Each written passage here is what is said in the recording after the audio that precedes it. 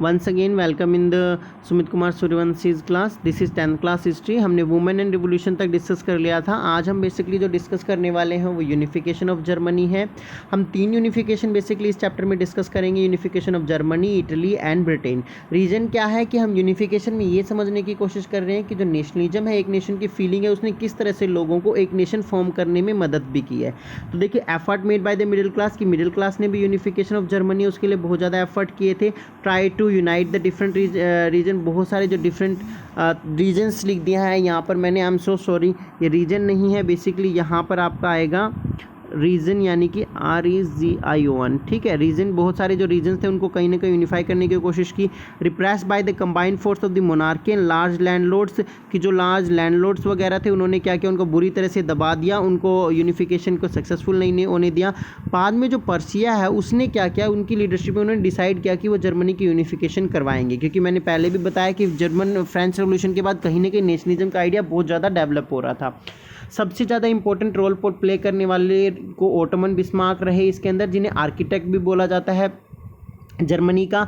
हुआ क्या कि जो ओटोमन बिस्मार्क है उन्होंने पर्शियन आर्मी जो थी उनको लेकर ब्यूरोक्रेसी, अदर जो कंट्रीज़ थे जो उनको यूनिफिकेशन नहीं करने देना चाहते थे, जो मोनार्की में ज़्यादा बिलीव रखते थे, उनसे 7 ईयर तक वॉर की. 7 ईयर तक वो वॉर होती रही, जिसमें ऑस्ट्रेलिया, डेनमार्क और फ्रांस उनके अगेंस्ट थे. उसके बाद उनको हराने के बाद, ऑस्ट्रेलिया, डेनमार्क, फ्रांस को हराने के बाद, जर्मनी को अपने कंट्रोल में लेने के बाद जर्मनी का यूनिफिकेशन किया गया 1871 में. ठीक है, और फर्स्ट जर्मन एम्परर जो थे विलियम फर्स्ट जो है उनको जर्मन एम्परर बनाया गया, जो कि किंग बने जर्मनी के. और चीफ मिनिस्टर किसको बनाया गया, ओटोमन बिस्मार्क, क्योंकि यहाँ पर एक कॉन्स्टिट्यूशनल मोनार्की एस्टेब्लिश करने वाले थे, तो ओटोमन बिस्मार्क को चीफ मिनिस्टर बनाया गया. New states focused on the modernising the currency, banking, legal and judiciary system. अब जो न्यू सिस्टम बना वो मॉडर्नाइजेशन के अकॉर्डिंग चल रहा था. एक करेंसी को डेवलप करना, बैंकिंग को, लीगल को और जुडिशरियल सिस्टम को डेवलप करना. यानी लिबरल जो आइडियोलॉजी है उसके अकॉर्डिंग यूनिफिकेशन करके गवर्नमेंट एस्टैब्लिश की गई बाय द ओटोमन बिस्मार्क. फिर से सुन लीजिए, मिडिल क्लास ने जर्मनी के यूनिफिकेशन की कोशिश की, बट जो मोनार्की उन्होंने ऐसा होने नहीं दिया. लिटरली क्या है, जो पर्शियन किंग थे उन्होंने इसकी रिस्पॉन्सिबिलिटी ली और उन्होंने ओटोमन बिस्मार्क को भेजा. ओटोमन बिस्मार्क ने क्या किया, 7 ईयर के वॉर के बाद कहीं ना कहीं उसको यूनिफिकेशन करवाया और फिर वहाँ पर विलियम फर्स्ट को जो है वहाँ का जर्मन एम्परर बनाया गया और बाद में जो ओटोमन बिस्मार्क है उनको चीफ मिनिस्टर बनाया गया. सेकेंड यूनिफिकेशन हमारा इटली. इटली बेसिकली क्या है, सेवरल डायनेस्टिकल स्टेट में था, 7 पार्ट्स में डिवाइडेड था. अगर आप इटली को देखें तो 7 स्टेट थे. इसमें अलग अलग लिखा भी है कि सरदेनिया जो है वो बेसिकली इटालियन प्रिंसेस के जरिए, नॉर्थ जो पार्ट है वो बेसिकली ऑस्ट्रेलियन हैडनबर्ग्स के जरिए, साउथ जो है वो बर्बन डायनेस्टी के जरिए. इस तरह से अलग अलग जो है, सेंटर जो है वो पोप्स के जरिए, variants into the Italian language. इस तरह से बहुत सारे जो अलग अलग पार्ट है अलग अलग लोगों के द्वारा रूल किए जा रहे थे. अब जो इटली का यूनिफिकेशन है उसमें 3 लोगों का मेजर रोल रहा, जिनके बारे में हम पढ़ते हैं. द फर्स्ट इज गिप्सी मैज़नी. ऑलरेडी हम इनके बारे में पढ़ चुके हैं कि फेमस रिवोल्यूशनरी थे इटली के, यंग इटली फॉर्म की थी. वो बिलीव करते थे रिपब्लिकन गवर्नमेंट में, लिबरल आइडियोलॉजी में. Tom the secret society, sorry Tom नहीं आएगा यहाँ पे, फॉर्म आएगा. ठीक है, उन्होंने बहुत ज़्यादा सीक्रेट सोसाइटीज़ को फॉर्म किया इस चीज़ के लिए और सीक्रेट सोसाइटी को लीड भी किया कहीं ना कहीं यूनिफिकेशन के लिए. और 1831 से 48 तक बहुत बार ट्राई किया but he was not gate succeed. उसके बाद विक्टर एम्यूनल एक पर्सन है, उन्होंने भी बहुत ज़्यादा इंपॉर्टेंट रोल प्ले किया. ये रिवोल्यूशनरी नहीं थे, ना ही रिपब्लिकन गवर्नमेंट में बिलीव करने वाले थे, पर इकोनॉमिकल डेवलपमेंट और पॉलिटिकल डिमांड्स में बहुत ज़्यादा इंपॉर्टेंट रोल प्ले किया विक्टर एम्यूनल में. या रोल ऑफ द गिप्सी मैज़नी एंड गैरिबल्दी. 2 अदर जो लोग हैं, गैरिबल्दी हैं, वो आर्म्स वॉलंटियर थे. बेसिकली गैरिबल्दी भी एक रिवोल्यूशनरी थे.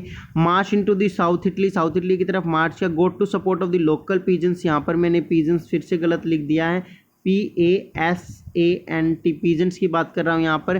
कि सबसे बड़ी बात ये थी कि जैसे महात्मा गांधी ने इंडिया में कॉमन मास की सपोर्ट को एमर्ज किया था नेशनल मूवमेंट में, इसी तरह गिप्सी गैरिबल्दी ने जो कॉमन पीजेंट्स थे उनकी सपोर्ट्स को बहुत ज़्यादा डेवलप किया और इसीलिए इन्हें हीरो ऑफ रेड शर्ट के नाम से जाना जाता है. जो गिप्सी मैज़नी थे उन्होंने मिडिल क्लास में ही ज़्यादा रिवोल्यूशनरी आइडिया को फॉलो किया. उनको सपोर्टर मिडिल क्लास थे लेकिन इनके सपोर्टर कॉमन पीपल थे, तो ये एक इंपॉर्टेंट रोल प्ले किया इन्होंने. उसके बाद है मिनिस्टर कार्वर, जिन्होंने सबसे ज़्यादा डेमोक्रेटिकल रोल प्ले किया. ना तो वो रिवोल्यूशनरी थे पर उन्होंने अपनी डिप्लोमेसी के जरिए played a important role in the diplomatic change of the France succeed the defeating Australian force.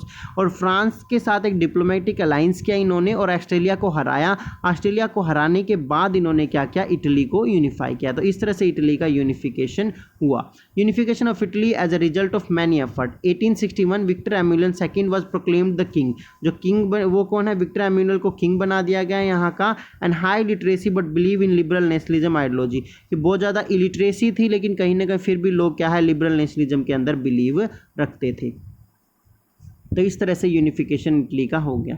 Next जो हमारा केस है वो है ब्रिटेन का, कि ब्रिटेन में क्या हुआ, no result in the sudden upheaval, कि ब्रिटेन का जो यूनिफिकेशन है वो कोई सडन रिजल्ट की वजह से नहीं हुआ था और ना ही वहाँ पर ऐसे कहा था कि कोई कॉलोनी बनाई हुई थी, क्योंकि देखिए इटली वगैरह तो कहीं ना कहीं दूसरे किंग्स के कंट्रोल में थे, इसी वजह से प्रॉब्लम भी हो रही थी और इसी वजह से लोग जो है मतलब अपने आप को फ्री करके एक नेशन के रूप में डेवलप भी करना चाहते थे। लेकिन ब्रिटेन तो ऑलरेडी एक ही नेशन के रूप में था, अपने ही किंग के अंडर था। तो यहाँ पर वो रीजन नहीं है जो अदर जो रीजन हम पढ़ के आए वो रीजन यहाँ पर नहीं है ब्रिटेन के नेशन के डेवलप होने के। यहाँ पर डिफरेंट रीजन है। लॉन्ग ड्रॉन आउट प्रोसेस, मतलब एक लंबी प्रोसेस के बाद ब्रिटेन का क्या है, एक यूनिफाइड कंट्री के रूप में मर्ज हुआ। कैसे क्या थी चीज़ें, कि ब्रिटेन जो है वो एथनिक कंपोजिशन के हिसाब से अलग था। वहाँ पर इंग्लिश भी लोग थे, वेल्स थे, स्कॉट थे, आयरिश थे। ठीक है, आयरिश जो आयरलैंड में रहते हैं, आपको पता होना चाहिए। स्कॉट या स्कॉटिश जिसे हम स्कॉटलैंड में रहते हैं। ठीक है, और ब्रिटेन खुद ब्रिटिश जो हम ब्रिटेन के लोगों को बोलते हैं। तो इस तरह से एथनिक कंपोजिशन जो है डिफरेंट थी।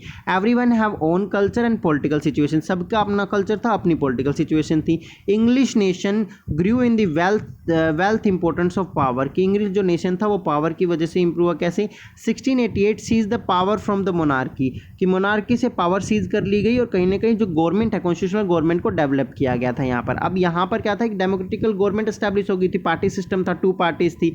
उसी बीच इन्होंने 1707 में एक एक्ट पास किया जिसे एक्ट ऑफ यूनियन के नाम से जाना गया, जिसके दौरान क्या हुआ, जो स्कॉटलैंड है वो उसने स्कॉटलैंड और ब्रिटेन एक नेशन के रूप में डेवलप हो गया है, क्योंकि उनके अंदर काफ़ी सारी सिमिलरिटी थी। British parliament dominated by the English member, क्योंकि जो वैसे भी जो पार्लियामेंट थी उसमें ज़्यादा से ज़्यादा इंग्लिश मेंबर ही थे। स्कॉटिश सिस्टमेटिकली एक्सप्रेस, और स्कॉटिश जो थे उनको भी कहीं ना कहीं एक पार्लियामेंट में रोल दिया गया और उन्हें अपने अंदर मिला लिया गया। इस तरह से स्कॉटलैंड जो है ब्रिटेन का ही एक पार्ट बन गया।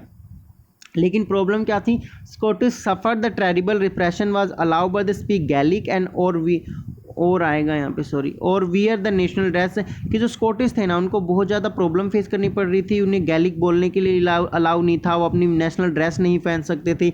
आयरलैंड के साथ भी सिमिलर फेट था, वहाँ पर कैथोलिक और प्रोटेस्टेंट के बीच में प्रॉब्लम थी और स्कॉटिश में भी कहीं ना कहीं यही एथनिक कंपोजिशन की प्रॉब्लम थी। तो इंग्लिश जो थे उन्होंने they help to protest the English the dominant, English help protest to English establish the dominance, जो इंग्लिश है उन्होंने कहीं ना कहीं डोमिनेंस को एस्टैब्लिश करने में मदद की। Wolfe Tone the leader of the catholic revolt 1719 and forcefully incorporate into the United Kingdom in 1801, और बाद में क्या हुआ कि फोर्सफुली जो है आयरलैंड को भी ब्रिटेन में मिला लिया गया। Emergence of the new British nation, इस तरह से एक न्यू ब्रिटिश नेशन बना जिसमें स्कॉटलैंड और आयरलैंड एक साथ थे। आप अगर फ्लैग भी देखेंगे ब्रिटेन का तो आपको उसमें 3 कलर दिखेंगे, ध्यान से आप देखेंगे तो एक कलर के 2 फ्लैग, एक तो प्लस का साइन एंड एक मल्टीप्लाई का जो साइन है वो मिक्स हो रखा, तो वो 2 अलग अलग फ्लैग है। देखिए एक फ्लैग था जिसमें वाइट स्ट्रिप थी प्लस के साइन में, ऐसा प्लस के साइन में वाइट थी ये, ठीक है, स्कॉटलैंड का। उसके बाद एक ब्लू ऐसा था ब्रिटेन का और आयरलैंड का था ऐसे में ही ब्लू। तो अब अगर आप ब्रिटेन के फ्लैग को देखेंगे तो उसमें आपको ऐसी वाइट स्ट्रिप देखने को मिलेगी और इसके साथ उस वाइट पे आपको एक ब्लू देखने को मिलेगी ऐसे, और एक ऐसी भी ब्लू देखने को मिलेगी। तो ये जो फ्लैग बना है ये इन 3 नेशन के फ्लैग को यूनाइट कर ही बनाया गया था। तो ब्रिटिश फ्लैग बना जिसे यूनिक, और उसके बाद एक ही नेशनल एंथम बनाया गया इसका, और एक ही लैंग्वेज की गई इंग्लिश लैंग्वेज। तो इस तरह से एक यूनिफाइड नेशन के रूप में डेवलप हुआ। ठीक है, फिर से सुन लीजिए कि जो ब्रिटेन है उसका केस बिल्कुल अलग है, वहाँ पर किसी प्रकार की कोई प्रॉब्लम नहीं थी, लेकिन एथनिक कंपोजिशन में काफ़ी डिफरेंस थी। ब्रिटेन स्कॉटलैंड जो है वहाँ पर कहीं ना कहीं क्रिश्चियनिटी थी। तो लेकिन लेटरली जब ब्रिटेन में किंग को हटा के डेमोक्रेटिकल गवर्नमेंट आई तो उन्होंने स्कॉटलैंड को अपने अंडर कर लिया, ताकि वो स्कॉटिश जो लोग हैं उनको एक पार्लियामेंट्री राइट प्रोवाइड कर सके और पार्लियामेंट में रिप्रेजेंटेशन दे सके। बाद में सेम प्रॉब्लम, क्योंकि आयरलैंड में भी कैथोलिक और प्रोटेस्टेंट के बीच में प्रॉब्लम थी। ये 2 पार्ट होते हैं क्रिश्चियनिटी का, आपको पता होना चाहिए। कैथोलिक वो हैं जो पुरानी क्रिश्चियनिटी को फॉलो करते हैं, प्रोटेस्टेंट वो हैं न्यू क्रिश्चियनिटी के आइडिया को फॉलो करते हैं, ठीक है। सो जो कैथलिक प्रोटेस्टेंट प्रॉब्लम थी उनको भी सॉल्व करते हुए उन्होंने कहीं ना कहीं जो आयरलैंड था उसको भी अपने अंदर मिलाया, और इस तरह से एक ब्रिटिश नेशन फॉर्म हुआ जिसका एक फ्लैग बनाया गया, एक नेशनल एंथम बनाया गया और एक इंग्लिश लैंग्वेज रखी गई। इसे हम यूनिफिकेशन ऑफ ब्रिटेन के नाम से या स्ट्रेंज केस ऑफ ब्रिटेन के नाम से जानते हैं। God save our noble king, कि वो नेशनल एंथम क्या है उनका, कि उनका जो किंग है उसको भगवान क्या है ज़्यादा लंबी उम्र दे।